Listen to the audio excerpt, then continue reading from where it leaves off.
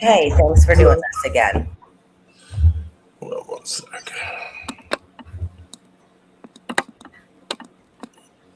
Well, my volume's messed up.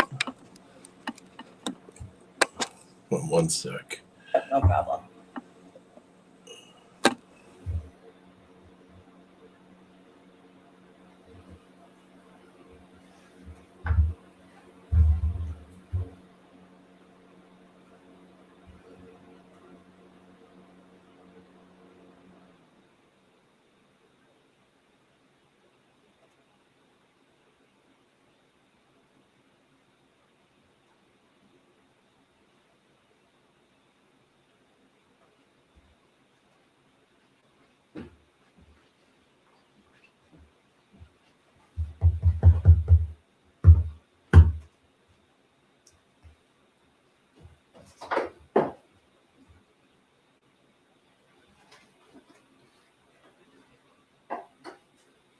Hope I didn't lose Can you hear me Okay. now?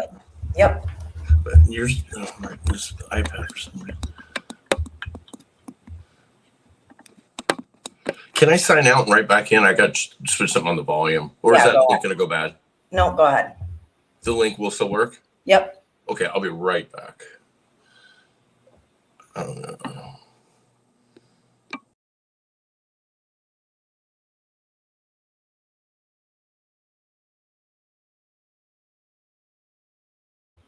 Sorry, guys. Just give us a second, and then we'll get right back to this.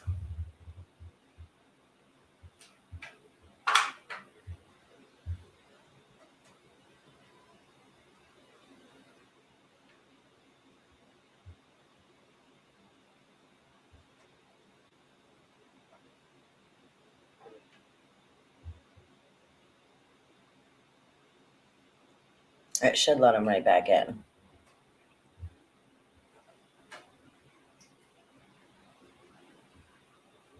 If not, I might have to send another link. We'll see. There we go. Yeah, my volume's still. Are you? Well, okay, I should be able to hear. Let me try. Except Is that better? it's just I'm having the volume on you is really low, but it's my. Why is it doing this?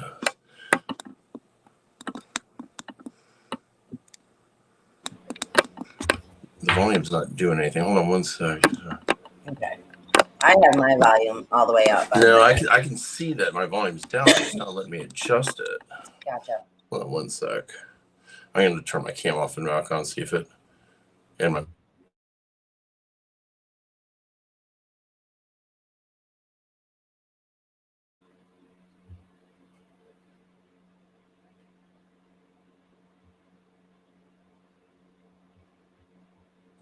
Okay, try it one more time.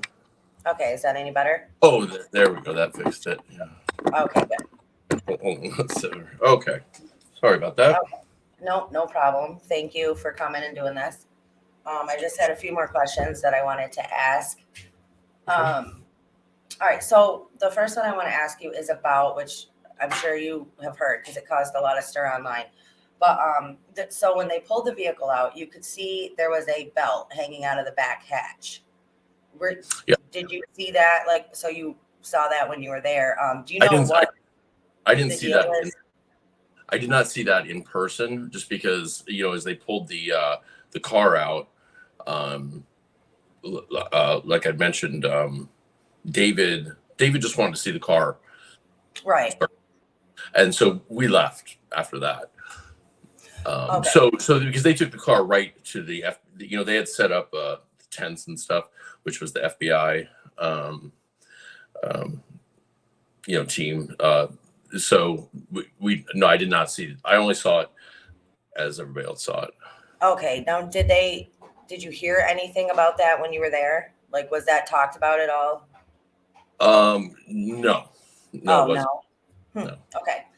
The next thing I wanted to ask you, so this was really surprising to me, which I found a little bit odd, was when they released that photo, the last known photo of Kylie. They said Yeah. from that gas station or wherever it was taken.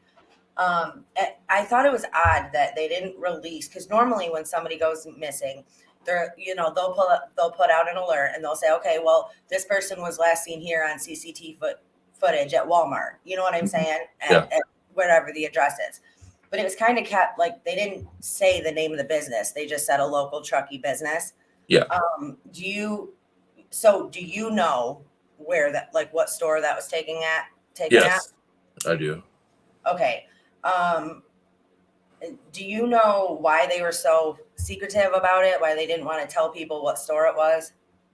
So I think that what you'll find is in cases, any type of case, including missing cases, is that if crime is still on the table, in other words, they had not found her, and one of the theories was that it could have been an abduction, then I think you'll find almost all the time, unless there was a lot of eyewitnesses, they will hold back the information on that, because when they're questioning a suspect, if that person then starts dropping the name of the business, they can be like, how do you know that that's where the surveillance was taken if you weren't with her, or if you didn't go there or run across her there?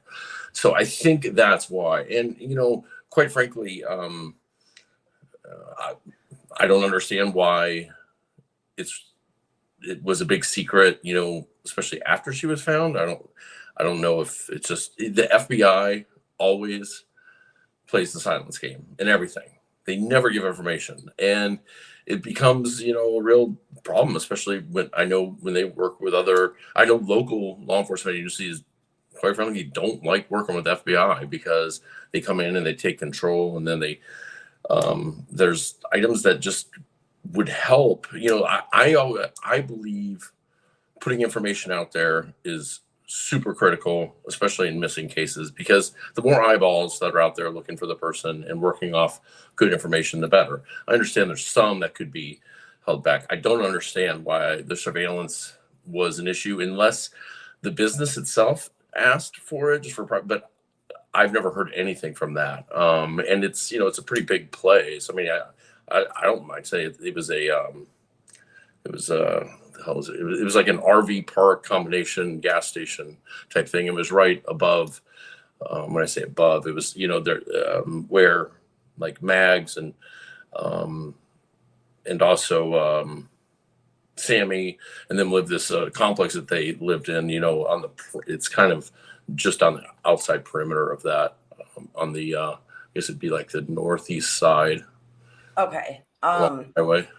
Okay. And so you're saying like if they think it's an abduction, like they'll sometimes withhold that, because if somebody comes forward and says, hey, I was at the RV, you know what I'm saying? The RV park store or whatever.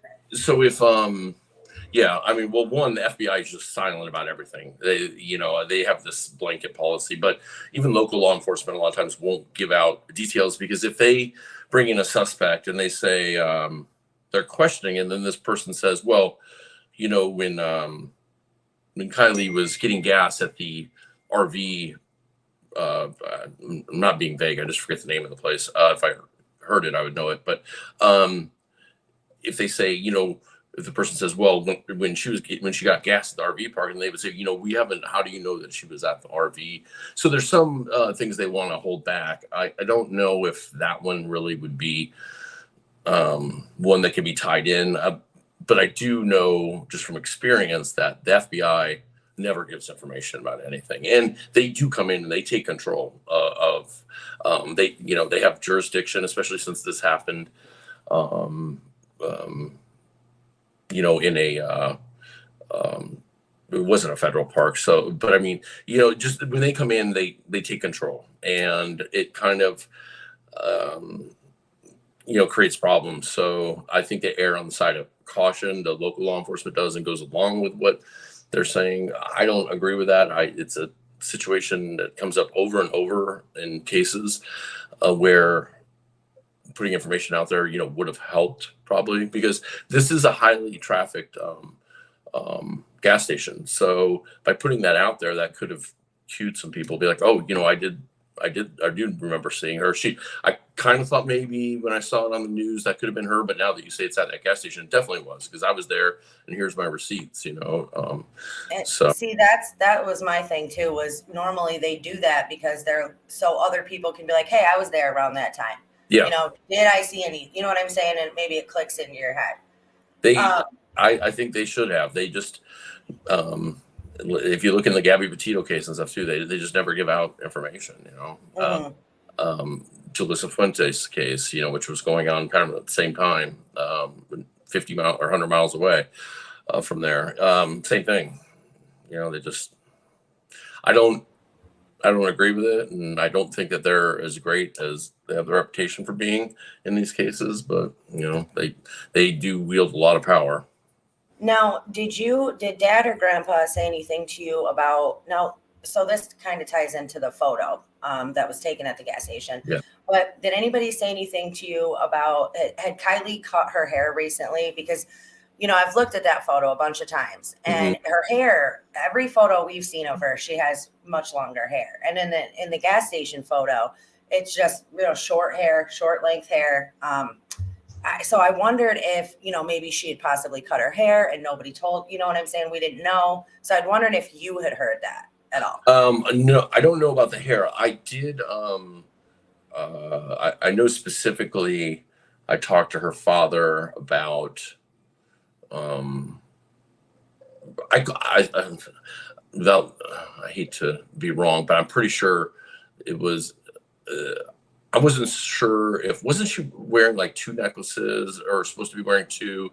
Well, they said, yeah, they said it was a necklace, but it was like a 3-part necklace. Okay. And I couldn't tell. I remember asking him, I couldn't tell if it was, if there were, if there was like 2 or whatever, or if it was like a single one. And her father, said her father didn't have any doubt at all that it was her. He said it's absolutely her. And he had seen her.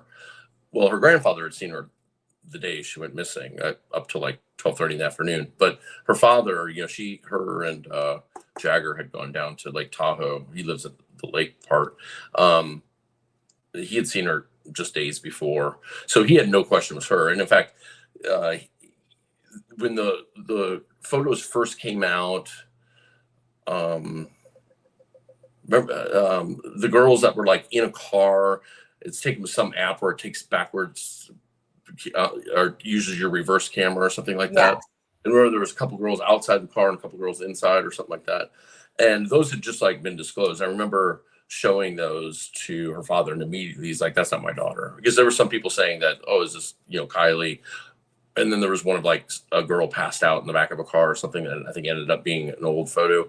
But he's like, that's 100% not my daughter. So he was very certain, you know, of what. Okay. And he never questioned the surveillance photo. Plus, we had a receipt that she had been there.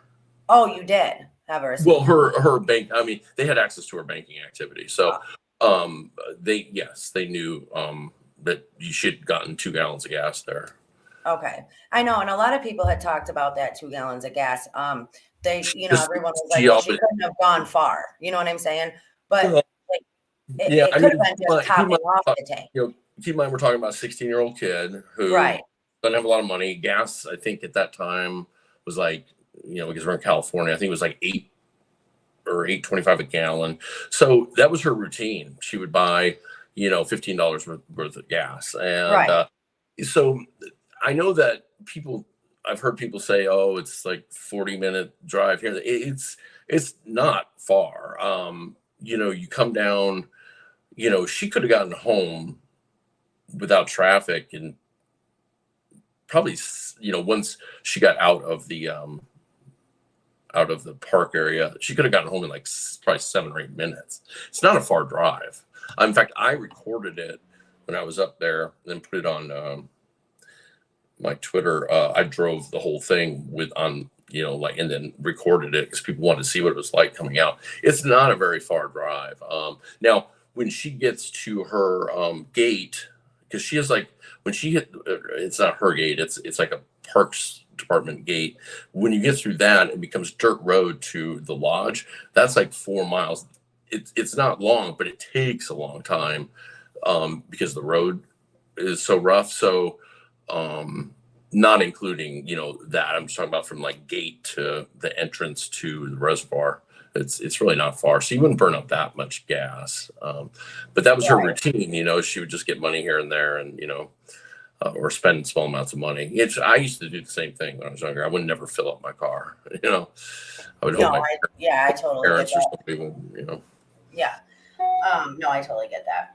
Okay, now another question I want to ask you is about did you see the autopsy after it was released? Yes. Okay. Now the autopsy came back, no drug. I mean, a little bit of THC in her system, but no alcohol, just THC and nicotine. And coke. Um, It's trace amounts of cocaine, I think, and then small amount of alcohol.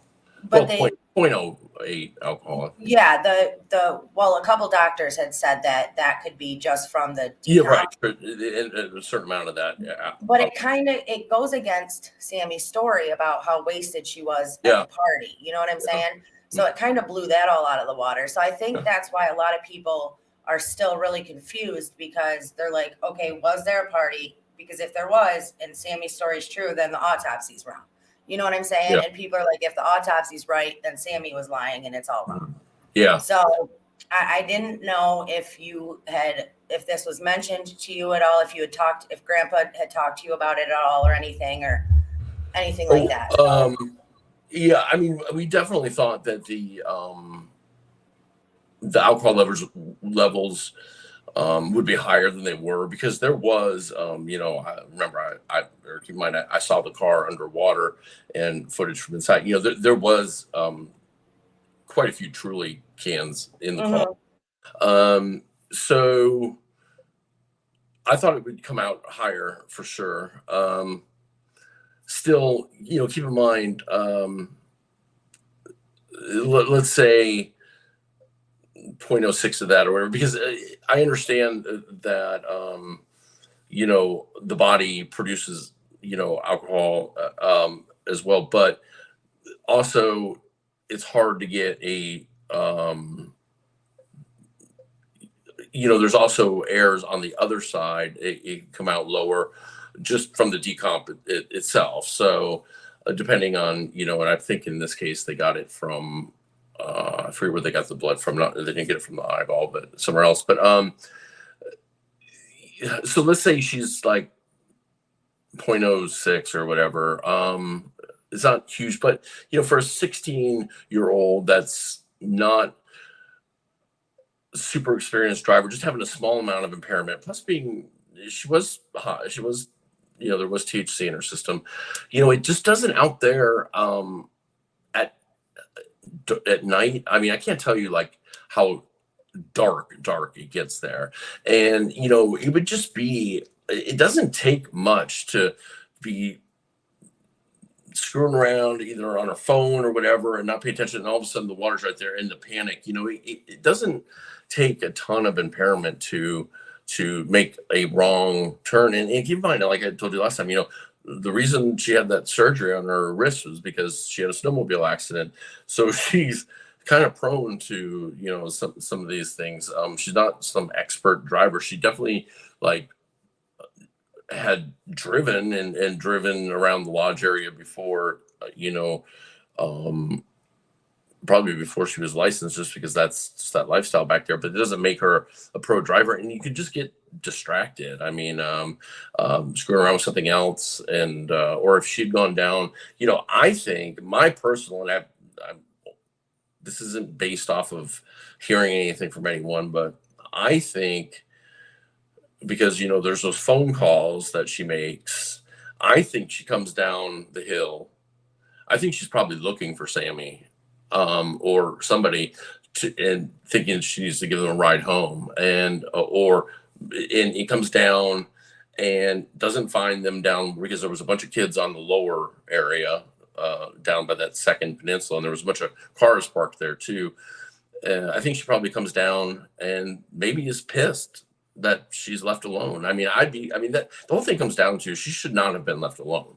That is infuriating. And I know that for certain family members, that's the big thing for them. Is like a 16-year-old should not get, like, even if nothing happened, a 16-year-old should not have been left at a party. I mean, they don't know what type of people are out there. So I mean, not necessarily the party, but there's campgrounds and everything around. There's no reason a 16-year-old should have been left alone, and that wasn't supposed to be the deal. So you're muted. I'm sorry about that. Okay.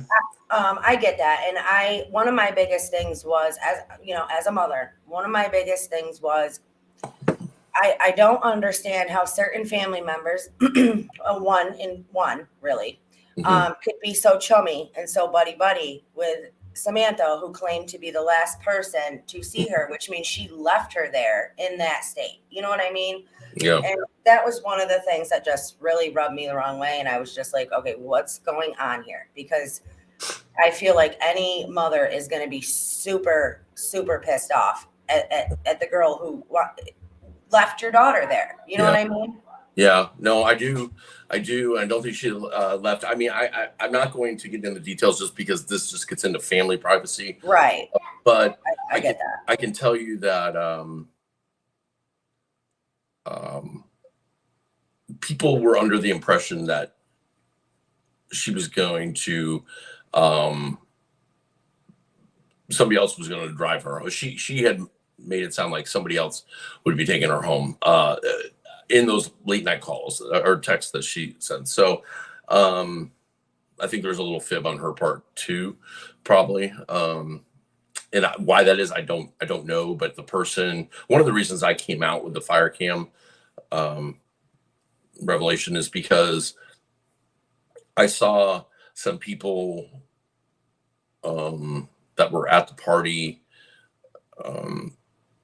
and I don't mind saying her. I can't remember the girl who had talked to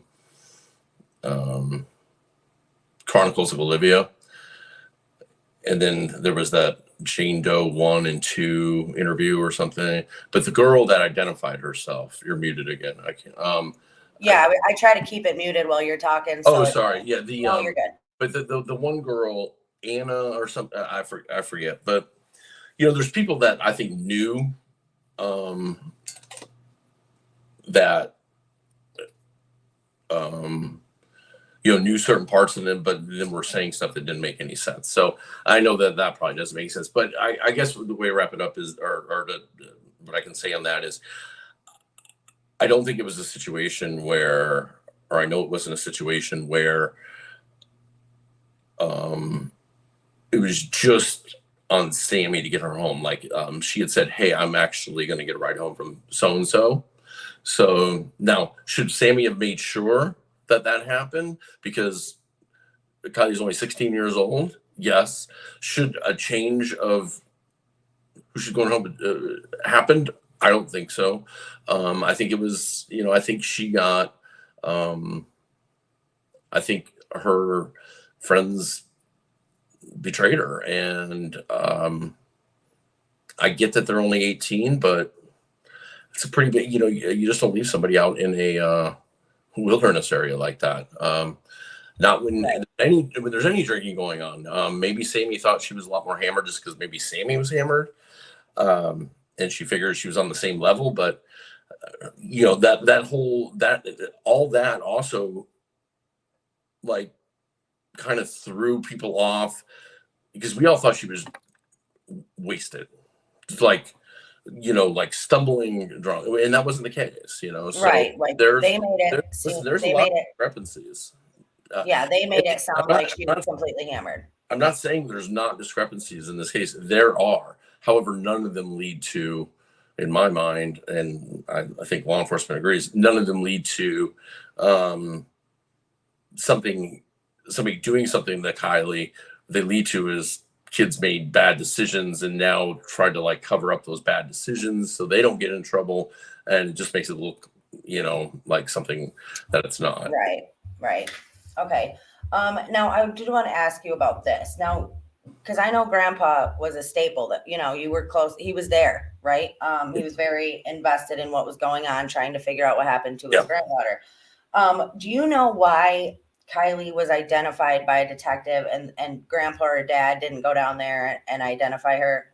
So the identification process happens during the autopsy, the formal identification. So the detective was at the actual autopsy itself. So they can't identify her without a coroner. The coroner makes the identification in it, and then has a witness there as the detective saying, "Okay, I've got her ID," and the coroner will say, "Okay, I test," sign off on it. So an identification um, did not, they left her in. Keep in mind, they left her in the car when they took it out. The FBI, it was agreed upon between all the agencies that the FBI would be the team to process the car and the body. So when the tow truck left, they went directly to an FBI facility.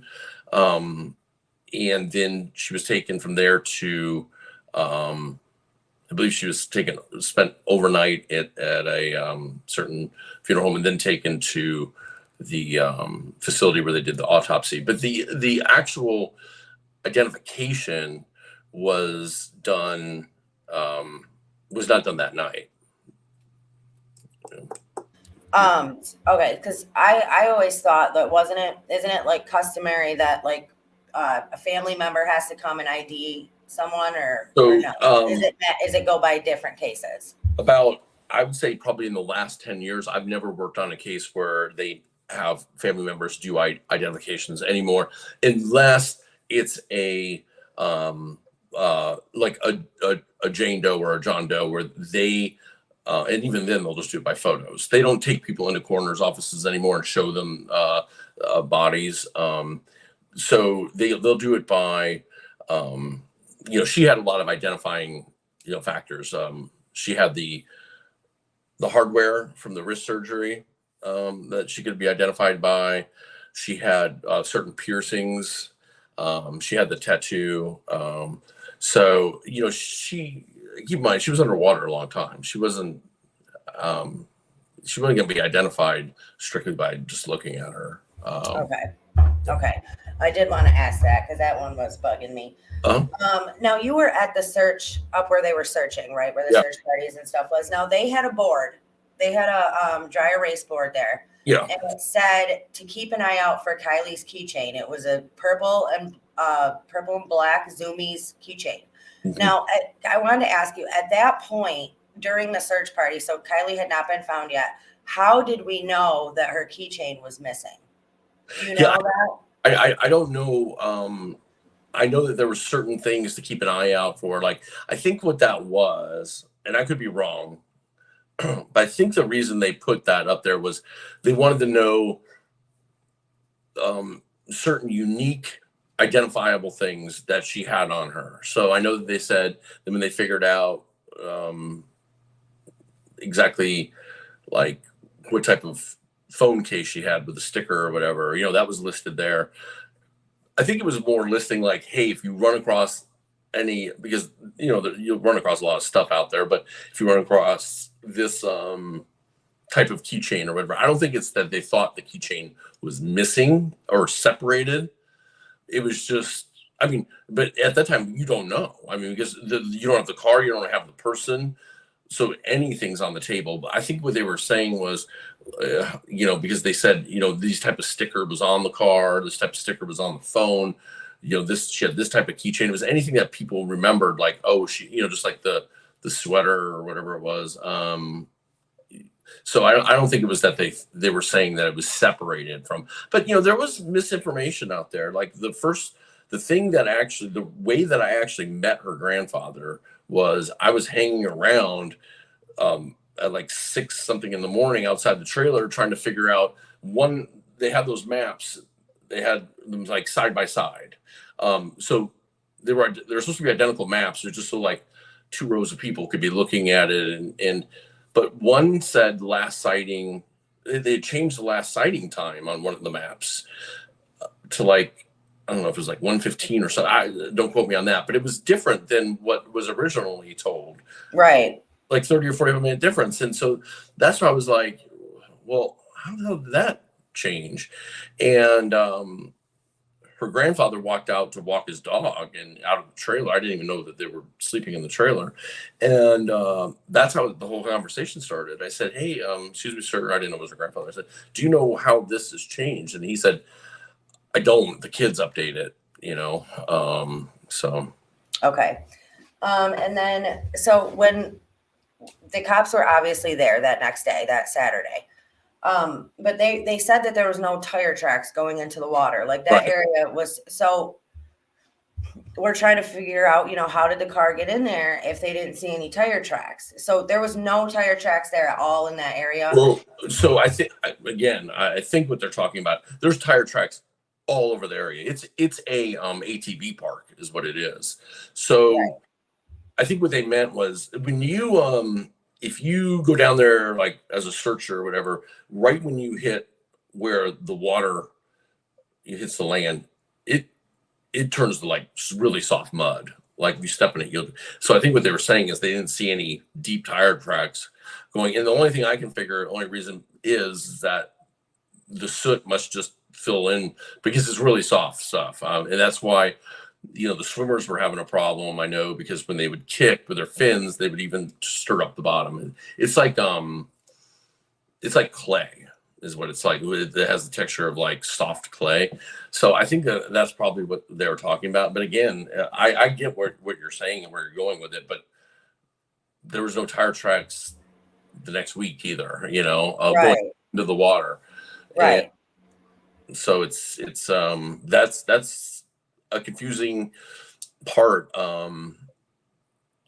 because it is soft sand there, but as far as like around right up to the water line, there's tire tracks everywhere, Right. yeah. Okay. Now during the press conferences, they had talked about how they had video of Kylie that night at the party. Like they had video of her now, did you yourself see any of that footage? I've never seen any photos or video of her at the party ever. Right. Okay. Yeah. I don't think the family has either. Oh no. I don't want to speak for her mom or her stepdad. Right. But I know up to the point she was found that her grandfather or father had not seen any. We were wondering the same thing. Where the photos? We knew the FBI was going to, like I said earlier, we knew that they were going to try and gather that information, get that out of the kids, and they would be super tight with that. They probably didn't even share it with the sheriff's office, would be my guess. But I do know that they got a lot of photos and videos because I know that kids in the interviews with Sammy, or whatever you want to call them, when Sammy did let's go in the trailer and the team talks, a lot. I think there was talk that people had photos of the part. I don't know how many Kylie were actually in. I'm certain there were some, but I know there was a lot of actual photos and videos of the party. I do think that probably in the next year that those will come out. I think after about 2 years, like the FBI will be kind of forced under Freedom of Information Act requests. Right. But they're going to sit on them for probably 2 years. I think in the laundry case, what was it, like a year and a half, 2 years? It's kind of the same thing there. Yep. Now, so I know you had said that the case was closed, right? Am I correct on that? Because I know some other people said that it was open. It's in inactive status, same as being closed. You never close. They'll never close a case that wasn't an actual case. In other words, there's nothing to close. They were investigating something, but there wasn't a case. So the investigation file will go in inactive status. It never, there's nothing to close. If it had been sent for charges, for the DA to decide if there's a case to be made and a case is open, then it'll be closed after, it goes through the court process. But an investigation isn't a case; it's an investigation. So there's nothing to close. It goes into inactive status, meaning it's closed for further investigation. But if something was to come up, like some revelation, Could it be reopened? Sure. It's always possible to be reopened up until the a statute of limitations date. Then it just goes into permanent, shelved status. But right now it's just an inactive, status. It's not being further investigated. However, if something was to come to light before the statute of limitations ran up, then they could be reopened. Right. Now, I mean, I was a teenager. I had parties with my friends. We drank underage. We did all that, but I mean, nobody ever ended up dead. But what I was gonna say is that there is a crime though here, and whether it's the bottom line is there was a bunch of kids. Kylie was 16. Somebody bought alcohol for that party. Yeah. Somebody, you know what I'm saying? Somebody supplied the alcohol for all this to happen. If this is really what happened to her, that shouldn't go on. That shouldn't be just pushed to the side and nothing done about it. I agree with you. I've said it on Twitter that I think that it needs to be investigated. Yeah. I know her grandfather wants to investigate. Her grandfather asked me to investigate it, and I told him I would love to help him, but that's private investigation work, and I'm not licensed in California to do that. I was there as a search and rescue. Right. I can certainly give him ideas on how to do that, but I don't know where he stands on that right now. What I told him was he just wanted my opinion on certain things, and what I told him was I think that you're right. Somebody's provided all that alcohol, and we truly don't know who it is at this point. But I think that person may take a long time. But those are the type of things that you have on your conscience that drive people to drink and self-medicate with. And I wouldn't be surprised if 5 years down the line somebody has an amends to make through a program or whatever, and more comes to light about that. I'm sure that is weighing on somebody right now. I just don't know. I don't know who that person is. Right. No, I agree. I know her grandfather. I can't speak for her dad because I haven't talked to him about that part, but I know that there's certain families that would like to know. I don't think that it'll be found out through investigation. I think it's going to be found out through like an amends type of thing. Okay. And I think one of these things, and this is not against you, this is against Ellie there.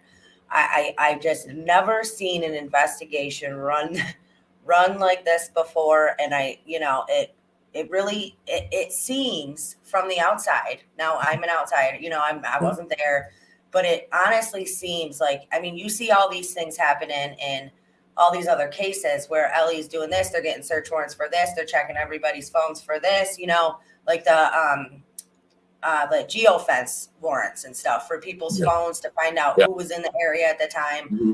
It just seems like they didn't investigate this like they should have. I think a lot of stuff was missed. Yeah. Again, I'm not a cop, I'm not a detective. Yeah. I'm just saying from what I saw, So I agree that the investigation was a complete clusterfuck. I was shocked by I think I was more shocked kind of by how they've handled the aftermath of her being found than anything, as far as no closing press conference and stuff like that. But I will say, and again, I think this comes back to the FBI being so tight-lipped, and they don't care that it creates problems. But I can tell you from being there, warrants were being issued throughout the day, every day. They were. I mean, they even did that sex offender sweep, where they which, they arrested a bunch of people, but they got a warrant. They did a cell tower dump. So they got all the data. They have everybody's phone records that was connected to that tower from the party. They got those. They got, there was a guy online that I think it was on TikTok that made some comment like, "Oh, I've got her in my basement" or something like that. And then Yep, you I know, remember that. FBI immediately got a warrant, and the next thing was, "Oh shit, they knocked on my door at 6 a.m. And searched my place." Like I told you, a guy she had just talked to or met down in Mexico the week before, just everybody that she had come in contact with, they did get warrants. So So that guy that she had talked to down in Mexico, the cops talked to him. yeah, they drove like 160 miles away to where he lived. They interviewed him for like 4 hours. I mean, there was nothing there. He just met him. Right. Okay. But they wanted to, because at this time, keep in mind, she's still not found at this time. Right. Right. So, and I think the abduction theory was more on the table because we thought there was no way that car was in the reservoir. They couldn't have missed. What I was looking for was the phone. When I kept searching the reservoir, but then that the day before Adventures Purpose got there, then I did get it on drone footage, and somebody that scanned my footage found it, and so then it kind of changed things a little bit. But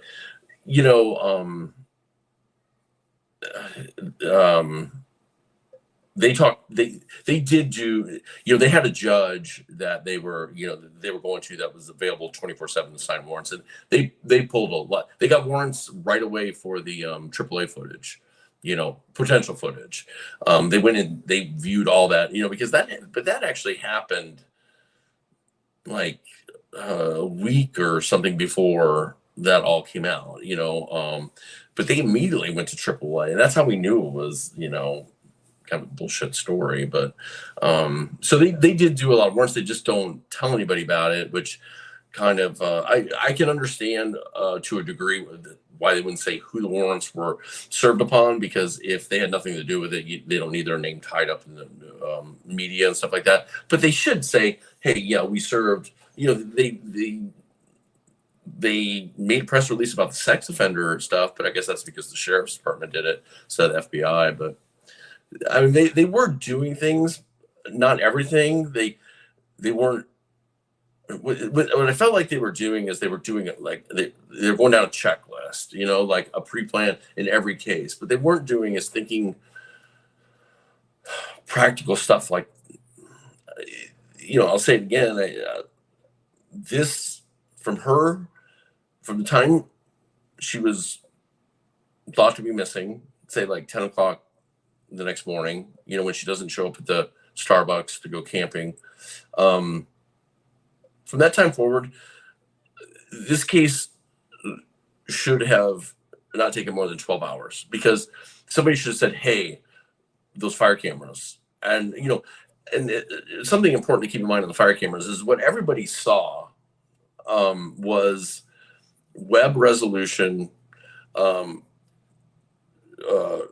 still frames taken every 1.25 seconds, but that's because they have all these cameras and they're uploading to Amazon Web Services, and they've got a whole server farm just dedicated to them. But what the fire cameras themselves and the fire departments have access to is actual high res 4K video footage. So, once the cameras were once figured out the cameras, they got 4K regular video footage, very clear. So, but somebody should have thought about that within the first 6 or 8 hours. Said, hey, we got the fire cameras, and they pull it and case over, like keep the divers in the water because the car is there, somewhere. And I think that they had the reason I think that I think I told you last time that I wouldn't be surprised if somebody else witnessed it or had a good idea the car went in the water besides the girl that was or it could have been the girl that worked at the grocery store. I don't really know. But when the dive boats, when they were searching, seemed very focused in that area, and they were right on top of the car, like it ends up. But when and I've put photos out there on Twitter about one photo about this before, and I'm happy to send you the photo. But when David and Daniel had left by then, but when we were there, and David and I were actually, I remember we were talking about Adventures of Purpose thing, being like, that this doesn't make any sense, like the Boca thing, and we were starting to think. But when CHP got on scene, they in very short amount of time, they started taking all these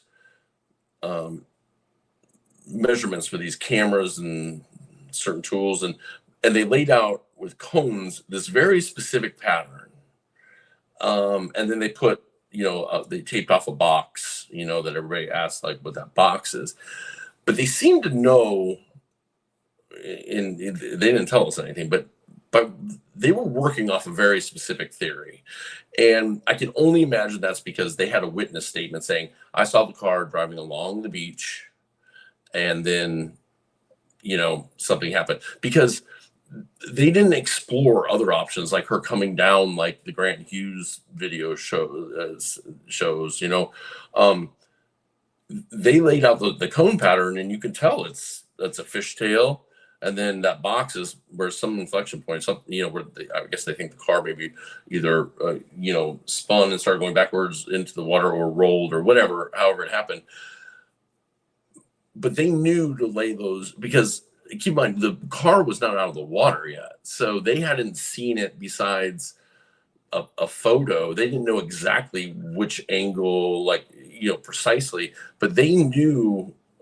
So I have a feeling that there's a witness statement out there we don't know about, because that's the only way they would assume that the car was driving along the beach like that, which makes sense, that it would be driving along the shoreline, and then when she gets to the point, like, oh shit, there's the water, so. Okay, now would it be possible, because when she was found in the hatchback, right? Yep. Now, I know a lot of people have put out videos with their CRVs and stuff, and a lot of people have said that, like, she couldn't have floated between the seats from the front to the back. But there's a lot of people have theories out there that somebody else was in the vehicle with her, accidentally drove in on accident, not meaning to go in the water, and they were able to get out, and she was not able to get out because she was passed out in the back. Now, I don't know, again, like, it's just hard to wrap your head around. Well, could she have drove in there by herself when she was found in the back of the vehicle? Yeah. So, and I get why people have questions about that, but I've seen a lot of these water recovers, and I've had to study them, for and stuff. I would say probably 65% of people are found in the back of vehicles like that, and so much. Yeah, and I don't know which of the two it is in her case. First of all, a body will, obviously float, and then it'll sink for about 18 to 24 hours, and then it'll rise again. But, it can go back, but more times than not, and it's tragic to even think about, but, people, that's where the last of the air is. And so I think what people got to keep in mind is and the one thing I don't understand people are saying is that they're like, well, the back window was down, and the front one was so you got the back window about 3/4 of the way down is all it'll go. I can almost guarantee you that if not even in water, if I blindfolded you and then spun you around a couple times and then put you in the driver's seat, and I said, I'll give you a minute, get out, the back window behind you is down, get out, I almost guarantee you're not gonna be able to get out. You're gonna be disoriented, even though in which she didn't. I mean, she might know it's down, but everybody's thinking she didn't know she was going to hit the water. She hits the water, and the first thing people do is they freeze and they panic. It's like, oh my God, oh my God, oh my God, is this a drink? Hoping that it'll just poof, you're out of it. And then real panic sets in. So on top of that, now you got a pitch dark. You got the fear and confusion, and adrenaline rush like you've never had before. And now you turn upside down, and you've got water, like a waterfall pouring through the window, because that's, and if you've ever sat under a waterfall, a natural one, or in a pool or resort or something, you know that is like a lot. It's like disorienting. It's like, annoying. And it's also the trouble spot. So, we see this in active shooter situations, where an active shooter comes in a door, which is also the exit. And what people do is, instead of going to the exit, they try to put distance between themselves and the problem, and they corner themselves, but they just want to get distance. And so, it's the same thing with a car. You've got the water rushing in, the water that's going to drown you. You want to get away from that water, where actually that's your only escape route, but you actually back away from it. And now you've got all this noise. You're upside down. It's dark. You don't know what the hell happened. You're panicking. And you can't, when you're hyperventilating too, like that, you can't hold your breath. So it's like, you get to the back of the car and you're like, oh my God, I am cornered. And it just does not take long. And it's, it's Right. really hard to get out of a situation like that. And she's not going to be calm and like, okay, I just need to go out the back, fight the raging water coming in and swim out that. And plus, is even as tiny as she is, I mean, like you're saying, how could she get in the back? How the hell can she get out the window? So I mean, people got to think that through. You're in a panic. That this is your life's on the line, and right. But more times than not, it's just like an active shooter. People will try to get away from the problem, and the problem is the water rushing in, and so they go to the back corner, and then unfortunately, they take away their escape. Okay. Now, the last thing I just want to touch back on real quick is the seat belt. Now, I know you said that you did not specifically see it yourself. Mm-hmm. However, I wonder though, and I know a lot of people do too. And I don't know if this is true, but a lot of people have said that the only way that belt could have been sticking out of the back was if it had been because of where it is in the vehicle, if it had been over her, she was strapped, like it was over her to strap her in. Now, you don't know if that has any. I don't know how it got like it is. I can tell you, I saw photos and video of her in the car in the back, still underwater, and I can tell you she was not strapped down. Okay, and she was not in a position like she'd been strapped down. Okay, she was in a position like she gotten back there and gotten stuck, and then was maybe trying to get back out of that. And just to clear this up, because I know a lot of people are gonna hear what you had said a minute ago and just go with it when you were talking about me. So just to be clear, Kylie she was not blindfolded, right? Oh no, I'm just saying because I know what you're saying, but a lot of people were gonna go. Thank you. No, what I meant with the blindfold is because it was pitch dark, and I know the moonlight, but now when you're in the water and upside down, what I was saying is if I just took a car on its wheels in a driveway and I put a blindfold on you so you couldn't see the orientation of anything, right? Okay. Back window behind you is 3/4 of the way down. You have 1 minute, get out. Yeah. I don't think you could fumble around, and you don't even have the water coming in, and all those other elements. But thank you. No, she was not blind.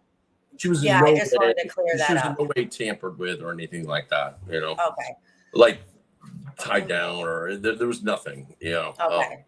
Yeah. Well, that's really all of my questions. So I won't keep you any longer, but I do want to thank you for agreeing to do this. And, I mean, it does help.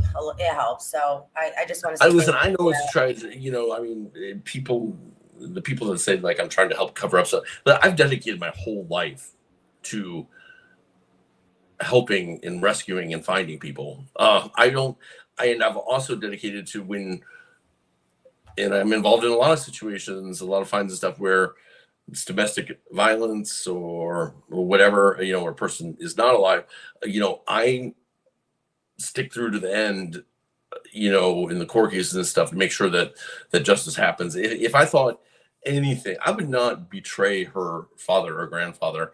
if I had information thinking like, oh, this could be, if somebody, I don't care if it's an 18-year-old like Sammy or whoever, and it's going to cost them their life. If they did something, then that needs to be done. But in like I think you said the last interview, I was in that camp. I thought this has got to be foul play because we couldn't find the car and everything. But then once we found it and you put all the pieces together, it just wasn't. It was a tragic accident. She should not have been left alone. I think that there is, I don't think a prosecutor would ever take that case. Could one be made? Maybe. Somebody gave her alcohol. She got left. I don't know if it's a crime to leave somebody, but certainly a crime to give a 16-year-old alcohol. And so somebody has got that on their conscience, I hope. But as far as she wasn't, what happened is that led to a tragic accident. Right. Yeah. Okay, well, again, thank you for doing this and answering my questions. And I'll let you get back to what you're doing. Okay. I know you're busy. Thank you. All right. Well, thank you. All right. Bye-bye. All right. Have a good day. All right, you guys. So that concludes the interviews with SF. I hope, you guys got some of your questions answered. Please leave a like on this video. Please subscribe to the channel. Please consider becoming a member if you want to help out. But just to sub and hit that thumbs up is a free way to support the channel. If you want to do more, the links are all down in the description below. I would love to interview anybody else who was there, anybody else who wants to come forward.